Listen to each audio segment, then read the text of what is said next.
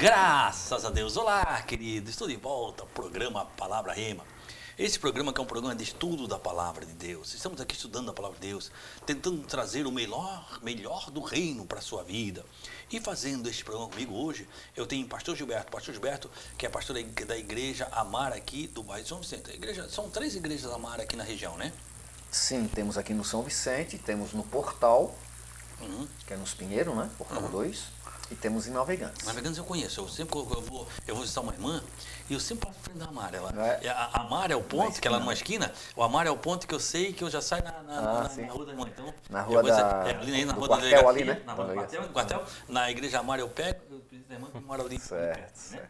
E nós temos também o pastor Wellington, que é pastor da igreja presbiteriana, aqui em Navegantes. É isso, pastor? Isso, na rua do lado, da onde fica a igreja Mar, lá do pastor Ah, Chico. é? Isso, é ali pertinho também. É? Isso, ali, Então, na vizinho rua do de lado lá. do Chico. Isso. Amém. E nós temos também agora o pastor Carlos Leite. Pastor Carlos Leite, que é a igreja aqui, da Igreja Mundial da Família, que fica aqui no São Vicente, ali bem perto do Sacolão, direto do campo, é isso, né? Exatamente, nós temos 2, né? Uma em Cordeiros, na rua Abílio Corrêa de Mello. Essa rua é aquela rua do Queires, que tem ali na Schmithausen. Você entra no segundo quarteirão. Nós temos a nossa igreja em Cordeiros. Os cultos lá são aos domingos, né? E aqui no São Vicente, na rua Alberto Ramos Filho, 230, quase em frente ao Sacolão, direto do campo. Dias de culto, terça-feira, né? Por conta da pandemia, minha esposa faz com as mulheres, e domingo nós estamos com a família, adorando a Deus, pastor Zé Carlos. Amém. Amém. Olha só, então vamos junto com vocês, junto com esses homens de Deus, vamos aqui estudar a Bíblia. Faz o seguinte, pega a sua Bíblia. Se você quiser, pegue caneta, pegue papel. Vamos juntos para você possa anotar aí, para depois você possa meditar na palavra, estar estudando a palavra. Então, vamos fazer o seguinte, nós vamos pedir um intervalo. Eu tenho você pegar a sua Bíblia, pegar caneta, pegar papel, e nós voltamos já com o programa Palavra Rema. Vamos ao intervalo e voltamos já.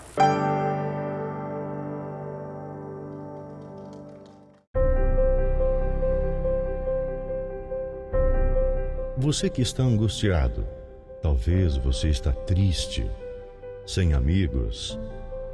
Você se encontra enfermo e está precisando de uma oração. Você tem dúvidas e precisa de um conselho amigo? Deseja que alguém, ao menos, lhe faça uma visita em seu lar e traga a providência divina? Então você pode ligar agora mesmo no 3045-6400. A Igreja Santuário da Família está de portas abertas para você. Anote aí, você vai precisar. 3045-6400. Santuário da Família. O ministério que leva você para o caminho certo. Jesus.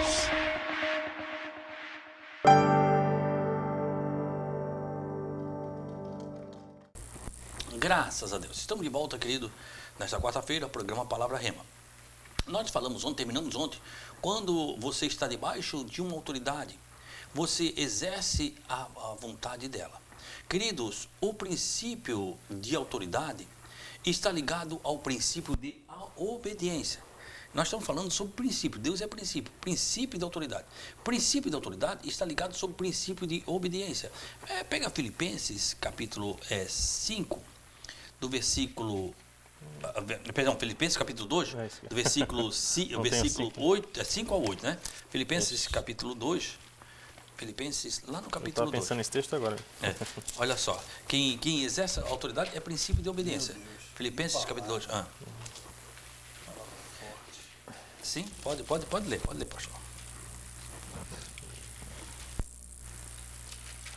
Qual pastor? Pode ler. Então vamos lá. Filipenses 2, versículo 5, então. Tende em vós o mesmo sentimento que houve também em Cristo Jesus, que existindo em forma de Deus, não considerou o fato de ser igual a Deus algo que devesse a se apegar. Mas, pelo contrário, esvaziou a si mesmo, assumindo a forma de servo e fazendo-se semelhante aos homens. Assim, na forma de homem, humilhou a si mesmo, sendo obediente até a morte de cruz. Por isso, Deus também o exaltou com soberania e lhe deu o nome que está acima de qualquer outro nome. Até o 9? Até olha só. começa com 5, ele diz assim, ó, de sorte que haja em vós o mesmo sentimento. Quer dizer, Cristo voluntariamente, querido, ele se despojou de seus direitos divinos. Foi uma coisa que, voluntariamente, quer dizer, houve também em Cristo Jesus, que descreve que Cristo como exemplo supremo. Quando Paulo vem falando isso, ele vem falando, e Cristo nos deixou exemplo. Cristo nos deixou exemplo. Então, que haja em vós o mesmo sentimento que houve em Cristo. Cristo em nenhum momento se houve, não. Querido, se você for ler em João, capítulo 17, e versículo 5, Jesus é muito claro sobre isso. Ele está fazendo oração, ele faz a oração sobre si mesmo, depois ele faz a oração sobre o discípulo. A oração sacerdotal é João 17. Mas 17,5 ele diz, Pai, glorifica-me de novo com a glória que eu tinha antes dessa terra existir. Quer dizer, Jesus tinha glória e ele deixou esta glória para vir aqui. A Bíblia diz que ele, João falando sobre a linhagem de Jesus divina, nós temos Mateus falando da linhagem terrena, Lucas falando da linhagem terrena, e João fala da linhagem divina. Disse, no princípio era a palavra. A palavra, ela estava com Deus. E a palavra, ela era Deus. Todas as coisas foram feitas por ele. Sem ele, nada do que foi feito se fez. Lembra que nós falamos aqui que Deus, a vontade dele é suprema, né? Deus não é democrata, Deus é teocrata. Deus fala e acontece. A Bíblia diz que Deus só colocou a mão em nós, quando ele foi formar o ser humano, eu e você. Até ali, Deus dizia, haja, e a coisa acontecia. Haja, e a coisa acontecia. Aí ele dava uma palavra, e a palavra fazia. No princípio era Jesus, era a palavra. Todas as coisas foram feitas por ele. Ele fez, né? Então haja, e ele acontecia. Ele era a palavra. Mas ele deixou esse. Aí vai o princípio que o pastor Wellington falou, de humilhar-se a si mesmo. A Bíblia diz que ele humilhou a si mesmo. Ele deixou que haja em vós um sentimento de humilde. Ele obedeceu a autoridade. Eu sempre digo, pastor, eu sempre falo isso, que quando nós vamos fazer algo para Deus, e às vezes a pessoa faz o melhor e diz, eu fiz o melhor, e acha que ele está se engrandecendo. O melhor é uma obrigação nossa. Sim. Melhor, é igual aquele cara que vai para a sinaleira e pede, olha, eu estou aqui pedindo dinheiro, eu podia estar roubando, eu podia estar matando, eu podia estar preso. Porque o lugar ladrão, o assassino é na cadeia. Sim. Né? Podia estar preso. Não é? Quer dizer, acha que está fazendo muita coisa. Como cidadão é obrigação dele. É obrigação dele. Quer dizer, e como cristão é obrigação nossa. Por quê? Porque quando Deus pensou em mim, quando Deus pensou no pastor Gilberto, quando Deus pensou no Carlos Leite, quando Deus pensou em você, Deus escolheu o melhor. Se viesse um anjo morrer por mim, já seria uma glória tremenda. Né? Um arcanjo, meu Deus, um querubim ou um serafim.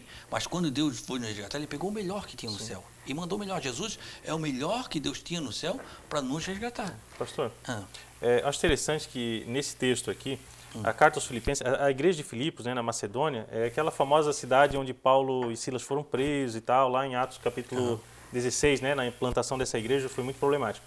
Aqui agora Paulo, na sua primeira prisão em Roma, ele escreve essa carta, é uma das 4 cartas da prisão. Ele tinha um relacionamento muito bom com essa igreja, só que lá no comecinho do capítulo 4, dá a entender que estava havendo uma rusga entre algumas irmãs ali, estava tendo um probleminha de unidade na igreja por conta de alguma desavença. E aqui nos primeiros versículos... Isso é coisa daquele tempo. Isso. Isso é coisa daquele tempo. Isso não acontece hoje, né? Isso é coisa daquele tempo, Gilberto. Mas olha só, mas o que eu quero chamar a atenção aqui, pastor... O ser humano é o mesmo. Exatamente, é o mesmo pecador. Mas o que acontece? Quero chamar a atenção que nos primeiros versículos aqui, antes da gente ler o versículo 5, Paulo exorta aquela igreja a viver uma unidade, um mesmo sentimento, um mesmo pensamento, um mesmo amor, é o que ele exorta a igreja aqui, ele chama a igreja para essa vida, né, de unidade. Aí a questão é a seguinte, levando-se em consideração a natureza caída do ser humano, mesmo após a conversão, a gente sabe que isso é difícil. Paulo está pedindo uma coisa muito elevada, um só coração, um só espírito, todo mundo unido, todo mundo junto na igreja. Aí você pensa assim, poxa, mas que pedido elevado, complicado, né? Aí ele vai dar um tapa de luva no rosto de todo mundo, que é qual?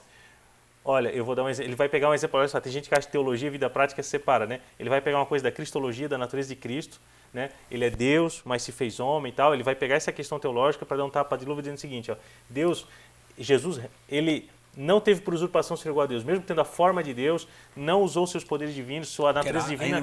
Que era o que ele podia se apegasse. Exatamente. Então, assim, a nossa inspiração de humildade e submissão é do próprio Jesus. Ele é o exemplo máximo para a gente. Então, quer dizer, se ele, Paulo está querendo dizer, se ele, para que o reino de Deus fosse manifestado na terra, se sujeitou, se humilhou, por que você aí não vai fazer isso? Essa é a questão. Quem é você, né? É. Você acha que é melhor que Jesus? Não, ele vem Quer falando. dizer, ele estava dando ali uma palavra para a igreja. Pra igreja, né? isso, Para né? aquelas pessoas que estavam causando problemas, estavam se sentindo, né? E que se constrangesse com o exemplo de Jesus. Né? Estavam usurpando a autoridade, né? Sim. Porque há pessoas que usurpam a autoridade, né? Elas não foram levantadas, elas não foram nada. E, de repente, elas usurpam, elas vão na briga mesmo, no tapa, querendo ser alguma coisa, né? Sim, exatamente. Nós temos que dizer que quando essa obediência de Cristo nos deu autoridade. Quando ele ressuscitou, quando ele ressuscitou, ele disse, foi-me dado toda a autoridade nos céus e na terra. Por quê? Porque ele soube o que é princípio de autoridade. Ele obedeceu a autoridade. Ele veio obedecer, né? e ele recebeu a autoridade. Quando nós obedecemos a autoridade, nós recebemos a autoridade. Por quê? Porque o reino dos céus, ele é fundamentado em autoridade. O reino dos céus é fundamentado em autoridade. Que pega Apocalipse, pastor Carlito, capítulo 4, versículo do 1 até o 4. Depois pega Apocalipse, capítulo 21, versículo 22. Apocalipse 4, do versículo 1 até o 4. E Apocalipse, capítulo 21, versículo 22 até o 24. Olha só, nós vamos ver o reino de Deus. O reino de Deus, ele é fundamentado, ele está sobre a autoridade. Pastor, reforçando de Deus. Enquanto a gente acha aqui, quando se estuda na teologia a questão da natureza de Cristo, né, cristologia, dentro da teologia sistemática, existem os dois estados de Cristo, né? Existe o estado de humilhação e o estado de exaltação, né? Então, primeiro, o seu estado de humilhação. Que é para Filipenses, pois Deus o exaltou. Para que depois da ressurreição, o seu estado de exaltação, que é o estado no qual ele se encontra. Que você lê na consequência, por isso Deus o exaltou. Deu um nome que está sobre todos os nomes. Para que o nome de Jesus Cristo, todo joelho, se dobre no céu, na terra e debaixo da terra. Exatamente. E confesse que Jesus Cristo é o Senhor. Para a glória de Deus Pai. Quer dizer, Deus o exaltou. Exatamente. Na forma, quer dizer, quando você se humilha, quem te exalta é Deus. Condicional, né? Condicional. Quando você quer se exaltar porque você acha que você é o tal, aí não acontece nada. Porque você acha que você é o importante, você é o tal. Sim. Infelizmente, hoje é vendido isso. Hoje é passado uma imagem que para nós somos muito importantes para Deus. E isso acontece muito com artistas ou pessoas que estão na mídia, né? Sejam cantores, acho que para eles é muito importante para Deus. Por isso que eles vêm para Cristo e não precisam mudar de vida. Então você canta sertanejo. Você vem para Cristo e você continua cantando lá no mundo, incentivando a prostituição, incentivando o consumo do álcool, incentivando essas coisas, porque para o Evangelho é importante você vir para o Evangelho. Aí você é um artista de uma rede famosa, aí você vem para Cristo e você não precisa mudar de vida. Você pode continuar fazendo cenas seminuas, exaltando a prostituição, porque para a igreja é importante ter você. Essa é a visão que tem acontecido. Aí alguns pastores fazem live, pegam essas pessoas e não ensinam o que é mudança, porque o Evangelho é mudança de vida. Porque se não houve mudança, não há conversão. Se não há mudança, não há conversão.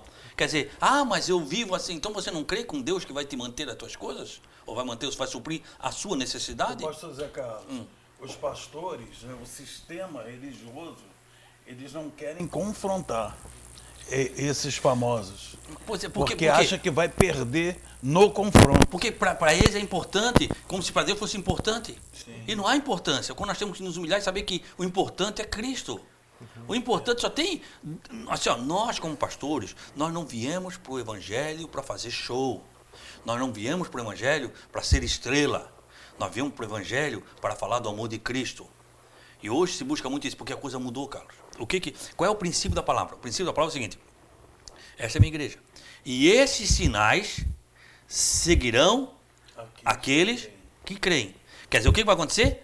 O sinal tem que andar atrás de ti, vai seguir você. E o que acontece hoje? Nós seguimos o sinal. Acontece algo lá em São Paulo, que está sobrenatural de Cristo, está acontecendo lá de Deus, nós enchemos um ônibus e vamos lá para São Paulo atrás do sinal. Para o cristão, querido, eu quero que você me entenda. Já vamos entrar no intervalo, já vamos voltar para o texto. Eu quero que você me entenda. Para o cristão, aquele que nasceu de novo, que vive a essência de Cristo, o sobrenatural tinha que ser natural na vida dele. Amém. Você me entenda. Para o cristão, o sobrenatural tem que ser natural na nossa vida. Por quê? Porque os sinais vão nos seguir. Não é que nós andamos atrás dos sinais. Os sinais tem que ser natural, tem que ser comum. Essa é a igreja. Isso é o princípio da igreja. Mas isso precisa o quê? Para que o sobrenatural comece a acontecer? Vivemos a essência da palavra. Não existe segredo. Não existe lâmpada mágica. É viver a essência da palavra. Mas muitas vezes nós não ficamos nem meia hora para estudar a palavra, né? Porque a gente não tem tempo. Tem tempo para tudo, menos para Deus. 28:2 diz que as bênçãos alcançarão aqueles que obedecem. Amém. Não é as pessoas que vão atrás da bênção. A bênção vai atrás, a bênção alcança. Então vamos fazer o seguinte, nós vamos ao intervalo e voltamos já.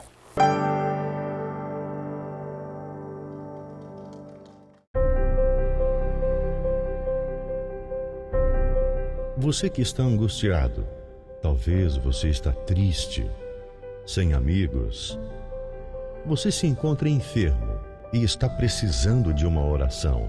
Você tem dúvidas e precisa de um conselho amigo? Deseja que alguém, ao menos, lhe faça uma visita em seu lar e traga a providência divina? Então você pode ligar agora mesmo no 3045-6400. A Igreja Santuário da Família está de portas abertas para você. Anote aí, você vai precisar. 3045-6400. Santuário da Família. O ministério que leva você para o caminho certo. Jesus.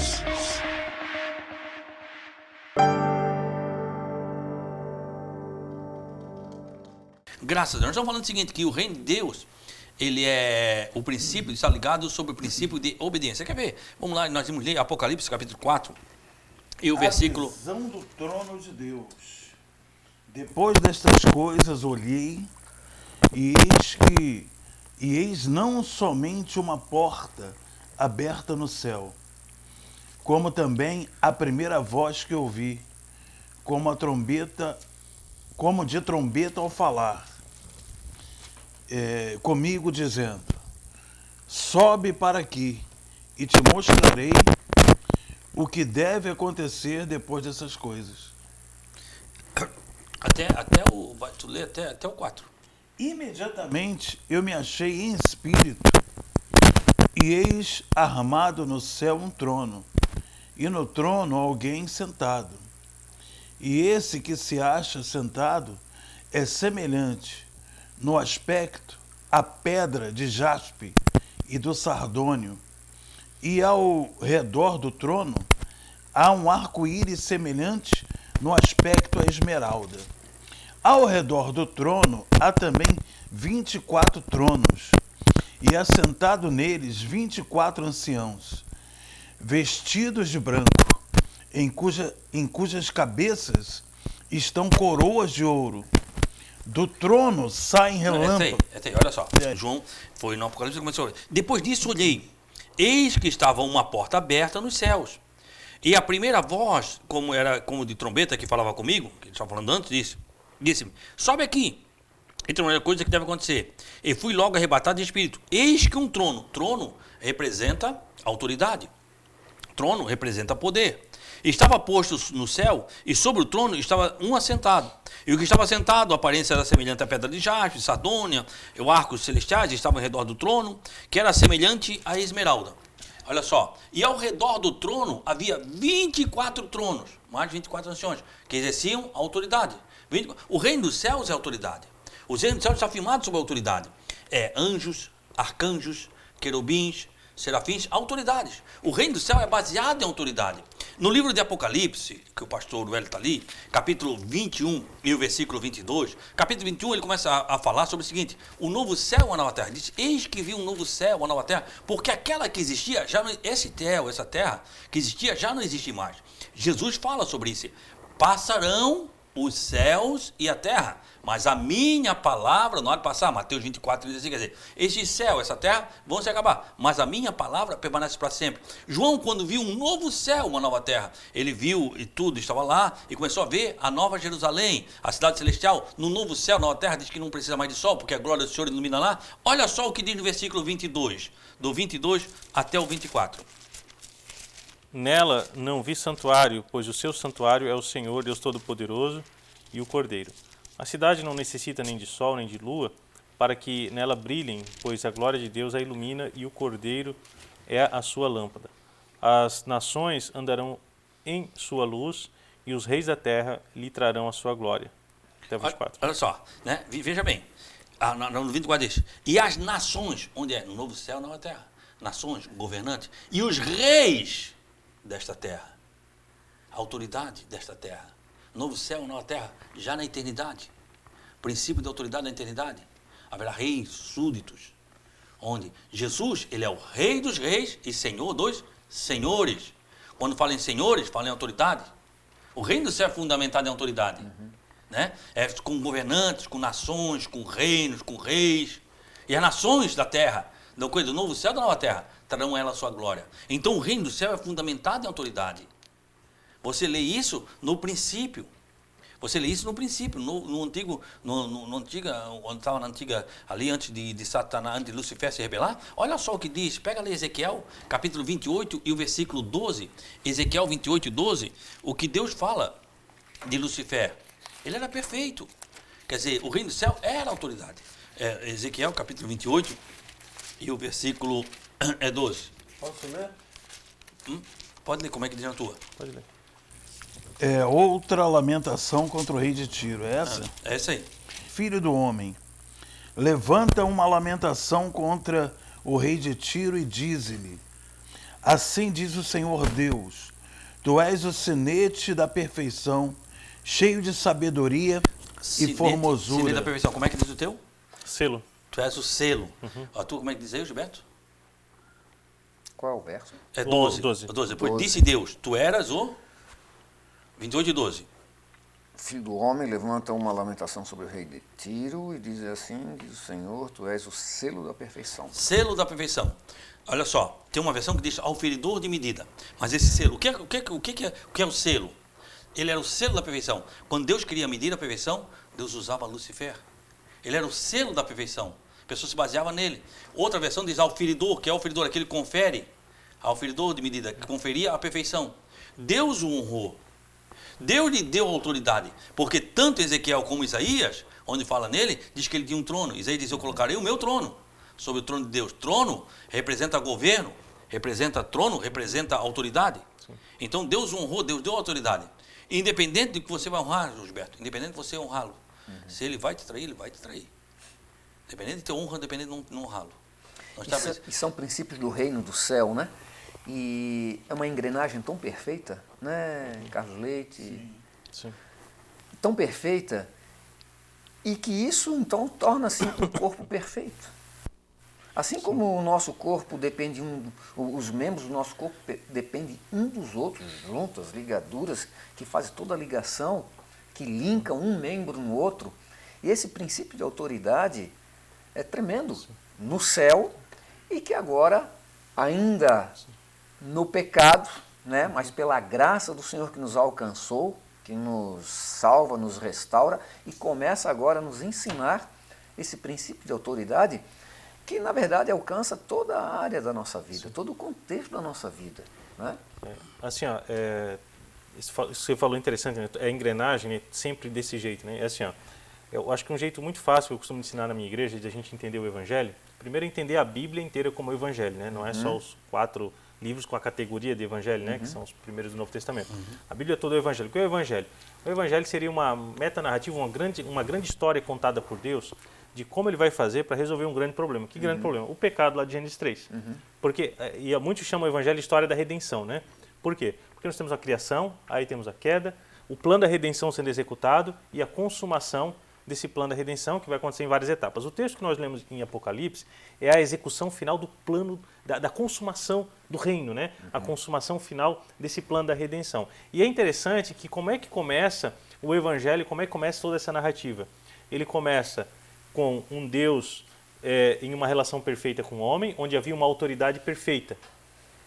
Depois da queda, nós temos o quê? As imperfeições na autoridade. Só que como é que essa história termina?